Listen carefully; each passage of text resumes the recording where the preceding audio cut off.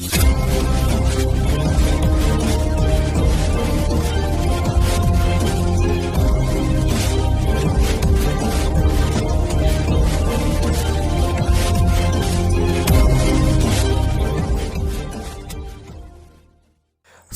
अफवान सैयद असलम, इनको जन्मदिन की हार्दिक शुभकामनाएं। शुभेच्छुक दादा दादी, नाना नानी, इरशाद अहमद, फिरोज़ खान, मोहम्मद अजहरुद्दीन, मोहम्मद इमरानुद्दीन, नज़र मोहम्मद, सैयद रफ़ीक, सैयद शफ़ी, सैयद गुड्डू, सैयद शफ़ी, नाना नानी, दादा दादी। पहला जन्मदिन मुबारक सैयद अफवान सैयद असलम, अचलपुर।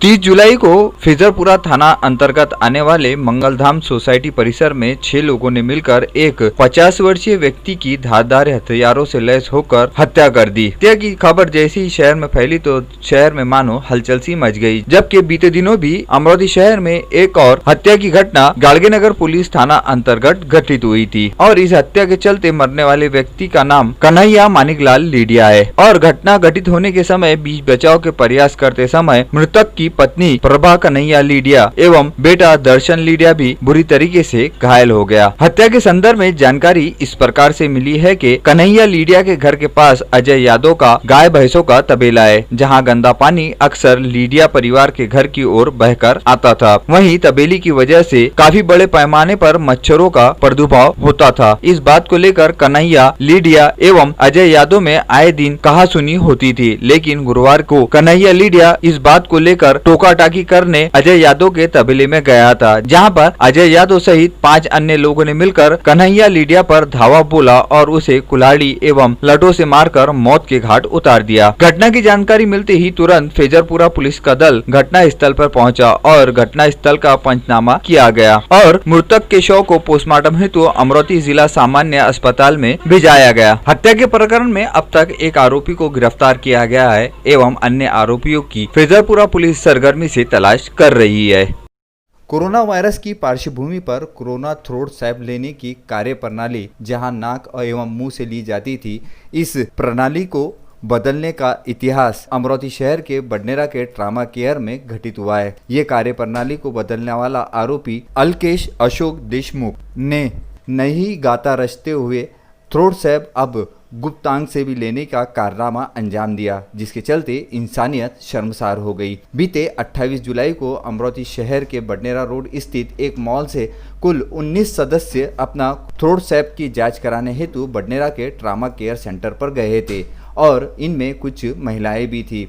उन महिलाओं में से एक महिला के साथ में ये घटना घटित हुई थी, जिसकी शिकायत के आधार पर बडनेरा पुलिस स्टेशन में शिकायत दर्ज की गई थी एवं आरोपी अल्केश अशोक देशमुख को हिरासत में भी लिया गया था। इस समय हम पहुंचे हैं बडनेरा के ट्रामा केयर के यूनिट सेंटर पर, जहां पर वो पीड़ित युवती के साथ में ही ये घटना घटित हुई थी और इस घटना के बाद से भी यहाँ पर बहुत से वरिष्ठ अधिकारियों ने भी आके दौरा करके गए हैं।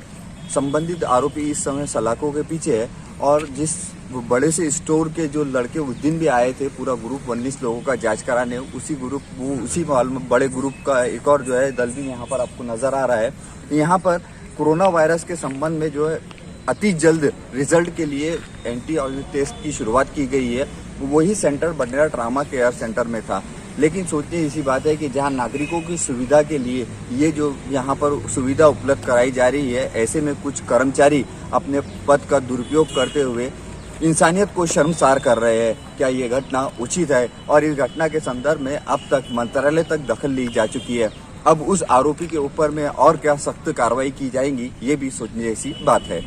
जिस प्रकार से आपने अब तक की संपूर्ण रूप से जानकारी सुनी है, उसके बाद में जिस ट्रामा केयर सेंटर पर यह घटना घटित हुई, चलिए वहां चलते हैं। ट्रामा केयर सेंटर पहुंचने के पश्चात ट्रामा केयर सेंटर के उस दिन ड्यूटी पर तैनात ट्रामा केयर सेंटर के वरिष्ठ डॉक्टर सिंह से जानते हैं कि उस दिन कितने कर्मचारी आए थे और कौन कौन ड्यूटी पर तैनात था। ट्रामा केयर में जहां सामान्य नागरिकों के लिए एंटीजन टेस्ट के लिए शुरुआत की गई थी, इस संदर्भ में बडनेरा शहर के एक बड़े से स्टोर से 20 जिन लोगों का स्टाफ आया था, उनके स्वाब लेने की जांच की गई थी। उस संदर्भ में वहां पर एक अनुचित घटना घटित हुई। उस घटना को विदर्भ न्यूज ने सबसे पहले आप तक पहुंचाया, लेकिन उस घटना के पीछे का सारांश क्या है वो जानने के लिए हम पहुंचे हैं बडनेरा के ट्रामा केयर में। और बडनेरा के ट्रामा केयर सेंटर के अंदर में जो बडनेरा ट्रामा केयर सेंटर के इंचार्ज है डॉक्टर सिंह, वो भी हमारे साथ में है। आइए उनसे जानते हैं कि क्या था पूरा प्रकरण और उस संदर्भ में उनकी क्या है प्रतिक्रिया कि कोरोना वायरस की पार्श्वभूमि पर क्या होना चाहिए था। पेशेंट आ रहे हैं, रूटीन टेस्टिंग हो रही है, पेशेंट को रिपोर्ट बता रहे हैं, पेशेंट घर जा रहे हैं। सेम वे इसी तरीके से उस दिन भी टेस्टिंग हो रही थी। टेस्टिंग होने के बाद में पेशेंट जो थे उनको टेस्ट करना, सैंपल कलेक्ट करना, टेस्ट करना लैब टेक्नीशियन का काम है। जैसा कि लैब टेक्नीशियन करके उनको रिपोर्ट इन्फॉर्म कर रहे थे। करीब 3 सवा 3 बजे के दरमियान वॉलमार्ट से बेस्ट प्राइस से 15 से 20 कर्मचारी आए। टोटल 19 हैं, हमारे पास नंबर है उनके, 19 कर्मचारी आए। उनकी उन्होंने एज यूजुअल रूटीन टेस्टिंग हुई। टेस्टिंग के बाद में उनको रिजल्ट बताए गए और रिजल्ट बताने के बाद में वो लोग 4 सवा 4 बजे के दरमियान निकल गए। ना ही उन्होंने जाते समय कुछ उनके साइड से कुछ ना कंप्लेन हुई, ना कर्मचारियों के द्वारा या ना किसी भी के भी द्वारा कि कुछ अलग हुआ या कुछ उन्होंने हमसे इन्फॉर्मेशन पूछी या ना ही कुछ बताया। और ना ही हमारे कर्मचारियों हम में से किसी ने कुछ चीज़ ऐसी अलग नोटिस की। एक्चुअली में लैब टेक्नीशियन का टेस्ट करना, रिपोर्ट बताना एक रूटीन प्रोसेस है। टेस्ट करना, आकर के वेटिंग रूम में आकर रिपोर्ट इन्फॉर्म करना पेशेंट को, तो वो एक रूटीन प्रोसेस है। जो रूटीन प्रोसेस थी, हमको ऐसा उस दिन कुछ अनयूजुअल ध्यान में नहीं आया।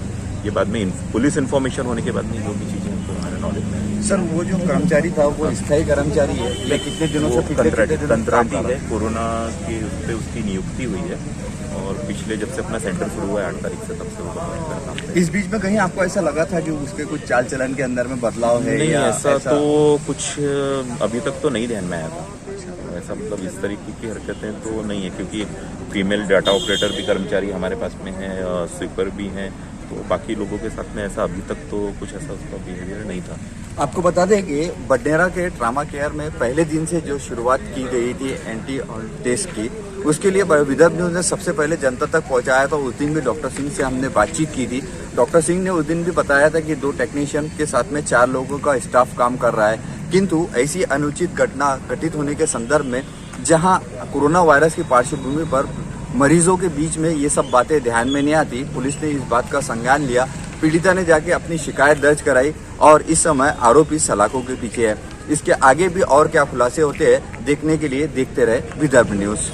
ये संपूर्ण घटनाक्रम सुनने के बाद में ये घटना जैसे ही मीडिया पर प्रसारित हुई तो ये घटना अमरावती सहित मंत्रालय तक पहुंच चुकी और मंत्रालय से भी इस संदर्भ में बडनेरा पुलिस स्टेशन सहित अमरावती के अनेक कार्यालयों में जानकारी हेतु फोन की घंटियां बजने लगी थी। ये घटना संपूर्ण महाराष्ट्र सहित संपूर्ण भारत में चर्चा का विषय बनी हुई है कि अब तक जहां देश पर कोरोना का संकट मंडरा रहा है और ऐसे समय में कुछ अश्लील हरकतों को अंजाम देने वाले भी कर्मचारी है जो ऐसी घटनाओं को अंजाम देकर इंसानियत को शर्मसार कर रहे हैं। इस घटना के निषेध के तौर पर अनेक राजनीतिक पार्टियां भी सामने उभर कर आई है और अब इस संदर्भ में आगे क्या क्या खुलासे होते हैं वह जानने के लिए देखते रहे विदर्भ न्यूज। विदर्भ न्यूज के लिए शोएब खान की यह रिपोर्ट।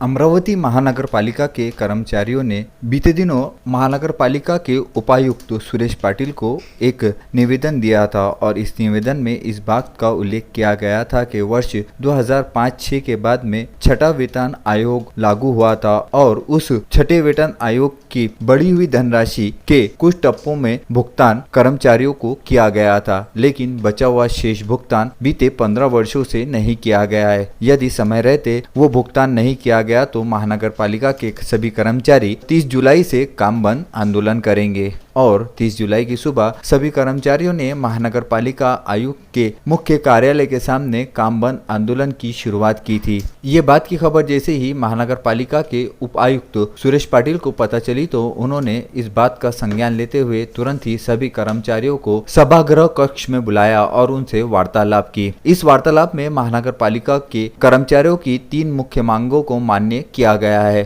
और उनके धनराशि देने के संदर्भ में भी बात कही गई है और वो मांगे क्या थी और ये धनराशि कब तक दी जाएंगी, इस संदर्भ में आइए जानते हैं महानगर पालिका के उपायुक्त सुरेश पाटिल से जानकारी। त्यांच्या प्रामुख्याने 3 मागण्या आहेत। DCPSच्या ज्या स्लिप्स आहेत ते त्यांना वेळेवर मिळत नाही म्हणजे दिल्या गेल्याच नाही बऱ्याच कालावधीपासून। दुसरं एक आहे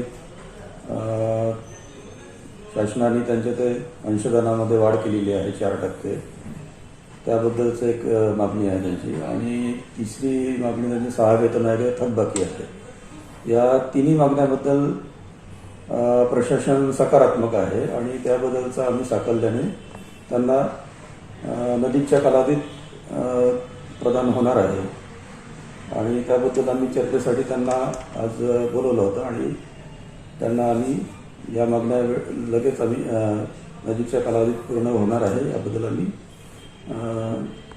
त्यांना चर्चेत सांगितलेलं आहे आणि त्याबद्दलच आम्ही आणि त्यांचा जो संप आहे तो मागे घेण्याबद्दल आम्ही विनंती केली आहे प्रशासनातर्फे। विदर्भ न्यूज के लिए शोएब खान की यह रिपोर्ट।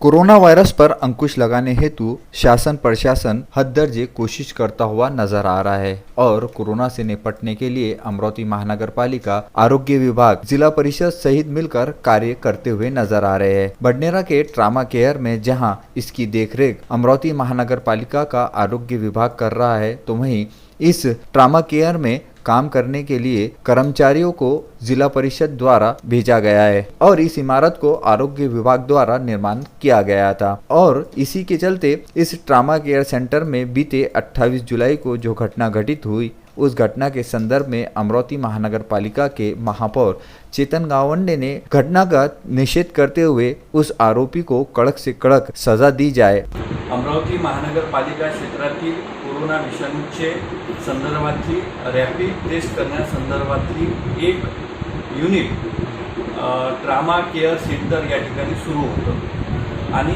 त्या ठिकाणची या संदर्भातली कालची जी घटना झाली ती घटना माणुसकीला काळीमा फासणारी आहे। या घटनेचा मी निंदा करतो आणि जो आरोपी आहे त्याला जास्तीत जास्त शिक्षा मिळावी अशी विनंती मी पोलीस प्रशासनाकडे केलेली आहे।